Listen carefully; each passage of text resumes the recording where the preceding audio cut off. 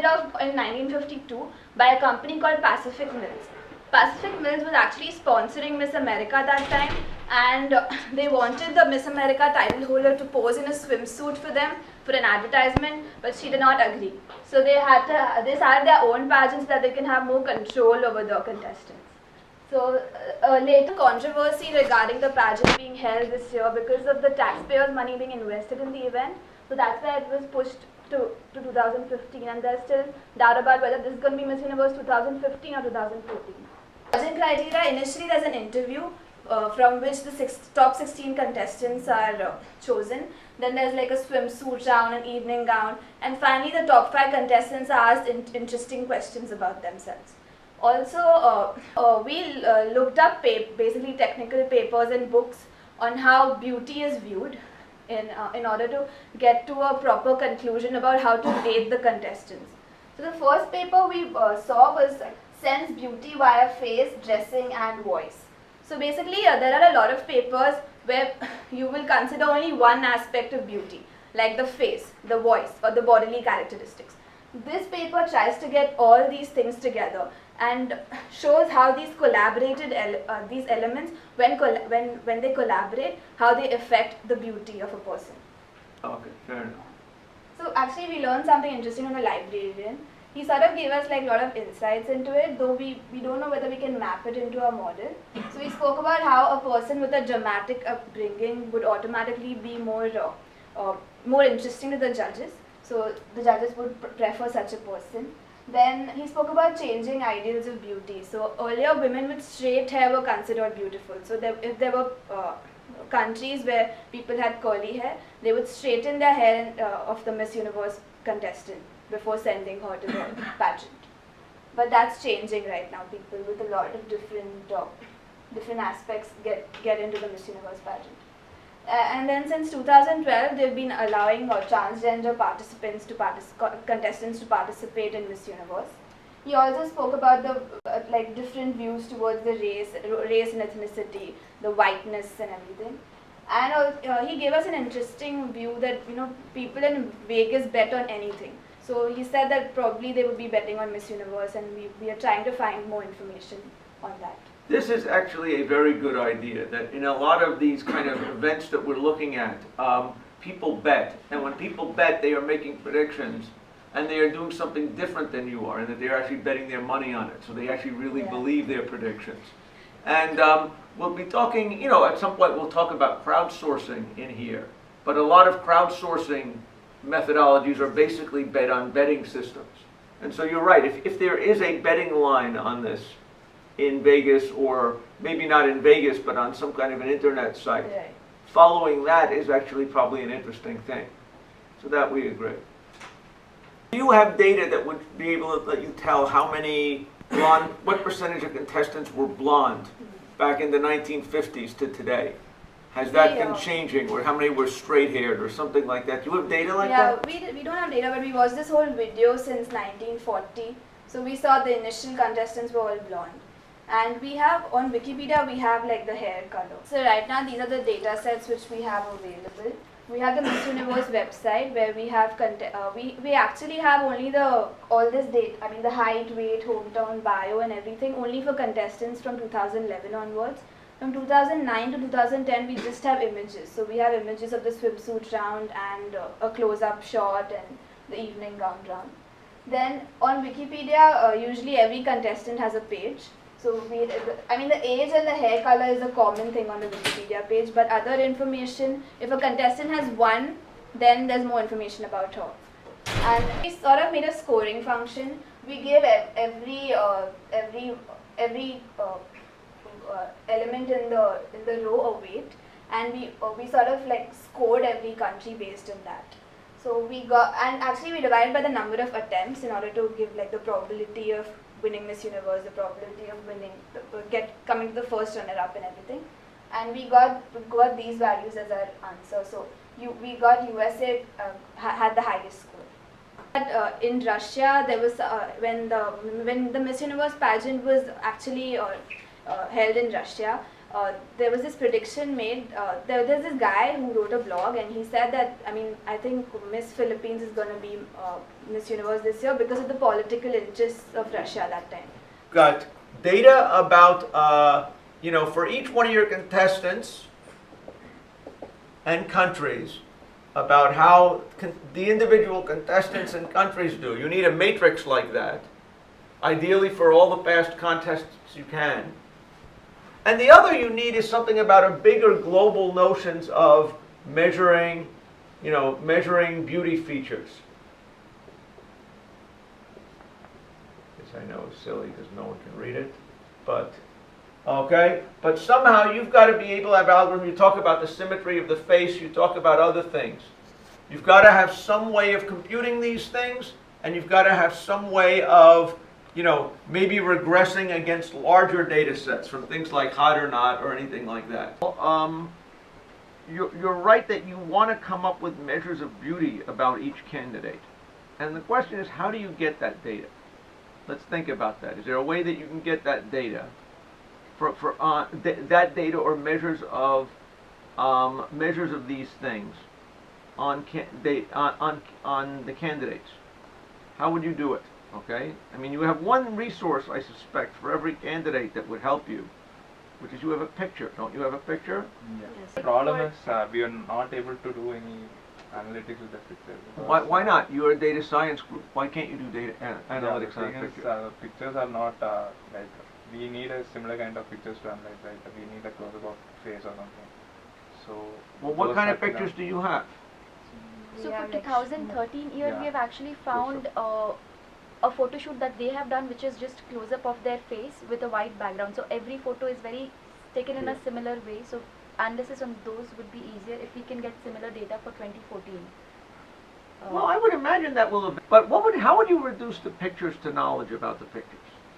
One thing we read was about the symmetry of the face. It was said that symmetry of the face is an important criteria, and we tried some applications for that. We wanted to check out whether it has some correlation. So wait, so you mean you have a program that, given a face, will compute its symmetry? Yeah, right now we have not developed the program. We had used the program that already exists, and we tried two programs. One was SymMeter, SYMMETER, and another one was Face Beauty Rank. So we tried these two applications. In SymMeter, we didn't find any correlation because. So the question, before you find any correlation, do you get data? So in other words, it would seem like what you want to do is, for each contestant, you want to identify a bunch of parameters and build up a data set of that. Now, do you get a measure of symmetry from? Yeah, symmetry, it gives a measure in 0 to 10 scale, but with this SymMeter application, it was not like what we expected. What do you mean?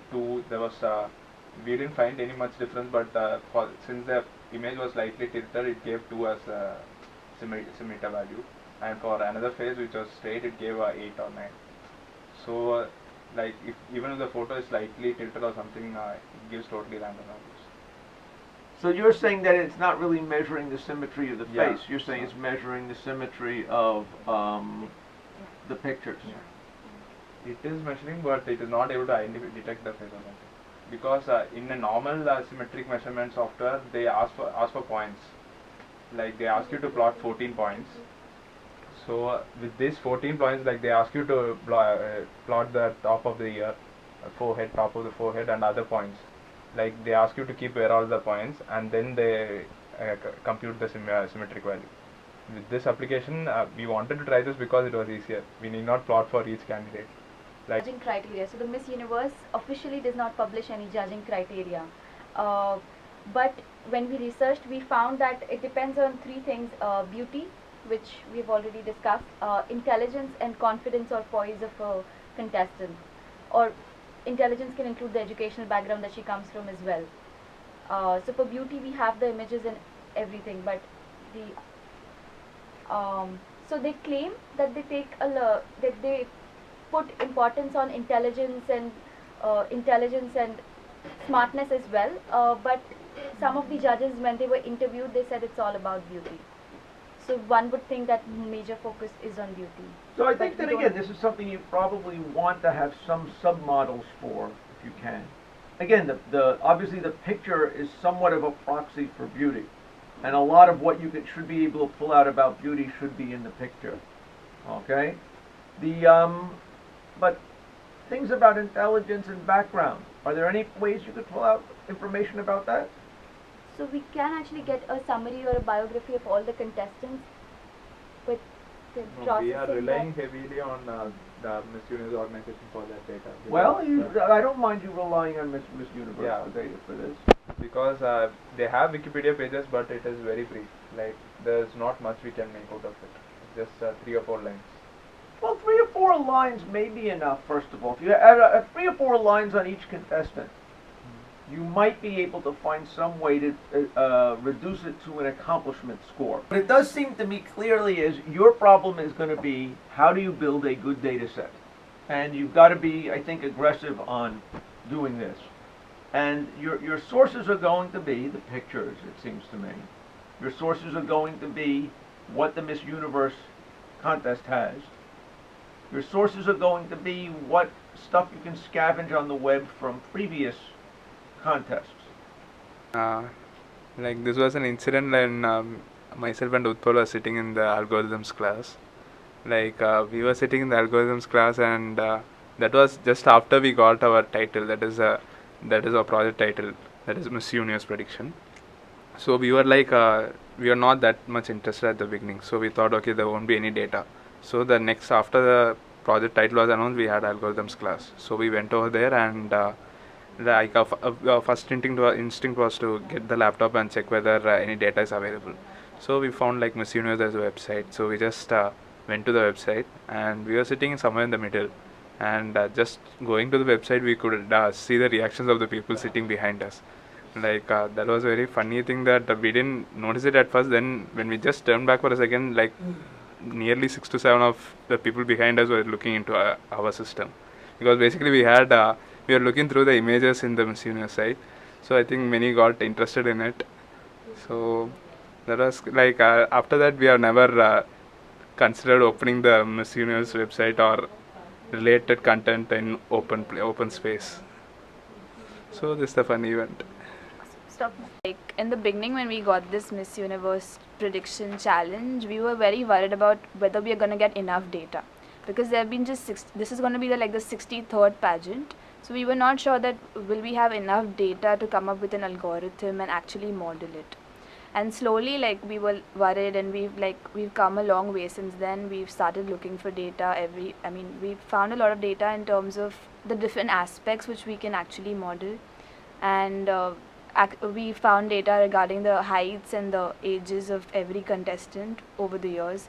So we have that data, and also we are like scraping the web in order to get some get images and how people rank hot or not. How well a person has scored in a hot or not website, and we have their images. So we are planning to actually analyze those images based on certain parameters, like, for skin tone, for example, or for skin smoothness, we have the Gabor filter, which will give us a value about how smooth the skin of that person is, which is a very important characteristics. Similarly, there are like characteristics where you actually find the distances between the feature points of your face. So you Do you think you will be able to build an effective predictive model? Why not? Yeah, it's quite tough because the main challenge is the data, and we are working very hard to get the data by scraping the websites, by collecting images, and going through scraping the Wikipedia. So it's quite challenging to build a predictive model, but yeah, we should be able to do that after we collect substantial amount of data. Okay, awesome. I really think that each of us actually has a different perspective on the problem, and therefore when we brainstorm, it's a lot of good ideas that are coming up, and each of us has a different skill. So I think one of the good things that we did is identify what those strengths are and then tackle our project accordingly. So we have sort of like divided up our work systematically, which is very good. Yeah.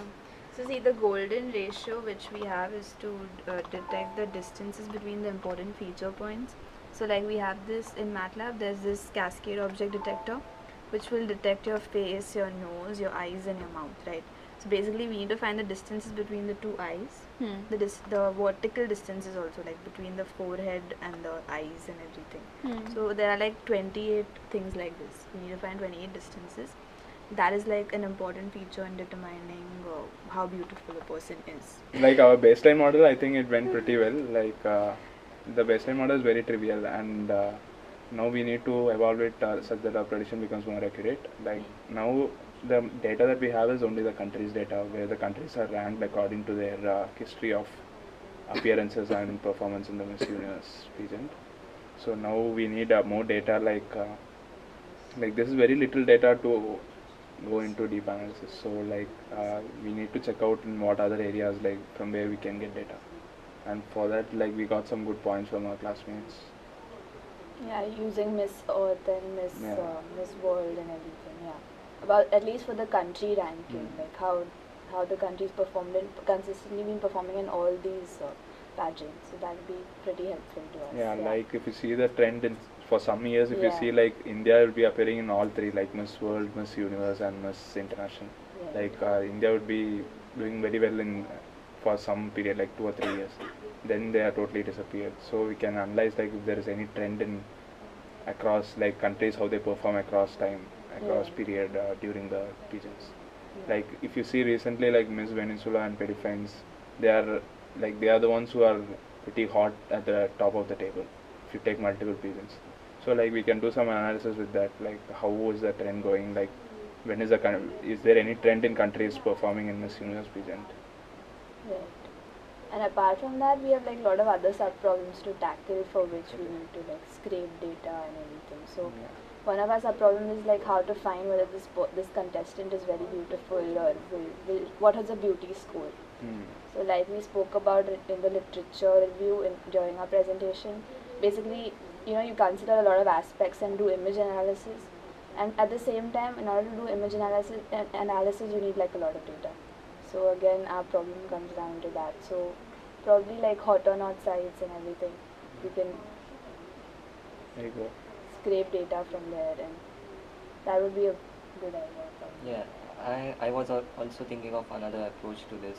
Data-driven approach is a good model, but we can also try to use the sentiment of people about the contestants. And if we could scrape the data from websites which talk about these contestants or give their predictions. Yeah, or- like expert opinion. yeah, expert opinions, and then that data is I think very good to predict like winner of the Yeah, even I contest. think like there are some parameters that we won't be able to model exactly in Yeah. our Right. system, like Right. confidence of a person and other things are difficult to model. Right. Like those points you can get opinions from these experts, like we can make use of their brains, like from what they post we can make use of it and Right. try to evaluate the contestant. So that Right. can be one of the parameter in our Yeah. model. So were we able to find out what the exact judging criteria is? So we found for Miss America what the judging Yeah. criteria is, but then again, like they say that the swimsuit round has this much percent weightage and everything. But then people say that at the end of the day, the judges will just choose who they like. It doesn't matter what the criteria is. So, like if you go by the criteria, looks don't really matter much. I mean, it's the Yeah. interviews and So everything. that's my biggest worry, that even like when I saw all of these pageants as a consumer, I never thought that looks mattered so much. I mean, because in a generic sense, all of them are beautiful, and by how much Right. percent do their beauties vary? So Yeah. if we base our model completely on beauty and Yeah. analyzing all how of them will score the same. Correct. yeah, and then how can correct, they how differentiate, close a yeah. prediction are we making? Right. Yeah, Uh, like but- beauty, we are considering it. We should be considering it as only one of the parameters, Yeah, and exactly. we have to decide like how much weightage we'll be giving for beauty. Yeah.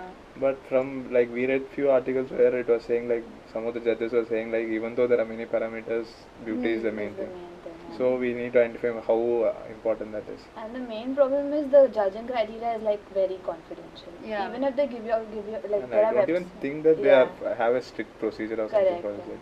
Yeah. And like even if they have, it's it's very difficult to translate it into a model, right? Correct. Yeah. Yeah. Yeah. Yeah, beauty in some way we can still do. Right. There has been a lot of research on it. We can still model it, but factors like confidence, charm, or intelligence, Right. for that it's I a think, challenging task. in that case, sentiment analysis will help us because people Yeah. will give opinions about the contestants, how Yeah, and the Yeah. opinions are pretty nice. Like they're Yeah. actually Yeah, very they're quite genuine. detailed also. And they are like about her catwalk, about Yeah. the way she looks. If only if she could improve how she walks on stage and her stage presence, Yeah. she how, might how become. she answered the questions in the events she participated. But Yeah. what Professor Skina said in class, do you guys remember? He said a very good point that if you guys do a survey, then that it has to be of a similar demographic or people who think similar to Right, the way right. that the judges will be thinking. Yeah. Right. So, and also the one more problem is with this is that not all contestants people speak about on websites. Only the Yeah. top Yeah. 10 and top 15 ones people speak about. This part is cut. I think we are done. How many How many minutes? minutes?